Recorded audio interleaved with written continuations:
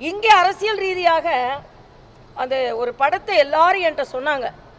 பிரதமர் வந்து திறந்து வைக்கிறாரு, இங்கே உள்ள அமைச்சர் ராஜா கையை ரெண்டையும் பேக்கெட்டில் போட்டுட்டு கை தட்டிடக்கூடாது அப்படின்னு நின்றுட்டு இருந்தார். அந்த படம் எல்லா இடத்துலையும் சோஷியல் மீடியாலையும் வந்தது.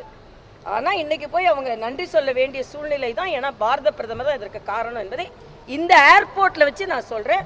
இங்கே கூட சொன்னேன், ஏர்போர்ட்டில் கப்பல் இருக்கிறது தூத்துக்குடியில் மட்டும்தான், விமானமும் கப்பலும் ஒரு இடத்துல இருக்குது. அதற்கு இங்கே நிற்கும் போது வாவு சிதம்பரம் பிள்ளை இருந்தால் எவ்வளோ மகிழ்ச்சி அடைவார் என்று நான் சொன்னேன். வருங்காலத்திலும் வளர்ச்சிகள் தொடரும் என்பது எனது கருத்து. ராகுல் காந்தி ஏன் கைது செய்யப்பட்டிருக்கிறார்? பொய் சொன்னதுக்காக கைது செய்யப்பட்டிருக்கிறார்.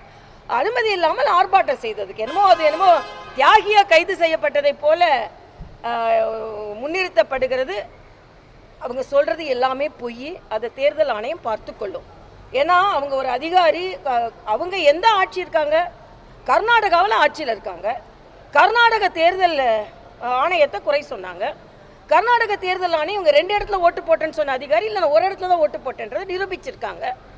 அதே மாதிரி பீகாரில் தேஜஸ்வி சூர்யா எனக்கு ஓட்டே எடுத்துட்டாங்கன்னாங்க. 2 இடத்துல அவரோட ஓட்டு இருந்தது.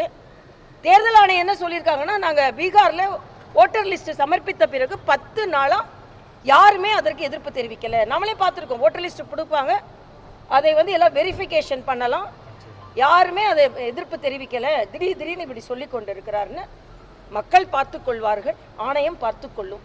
இதுதான் எனது கருத்து. பொய் சொல்வதே அவர் வாடிக்கையாக வச்சுருக்காங்க. உச்ச நீதிமன்றத்தினால் கூட குட்டு வாங்கியிருக்கிறார். எப்போ பார்த்தாலும் ஒரு ரெஸ்பான்சிபிள் பர்சன் ரெஸ்பான்சிபிளாக பேசுங்கன்னு குட்டு வாங்கியிருக்கிறார்.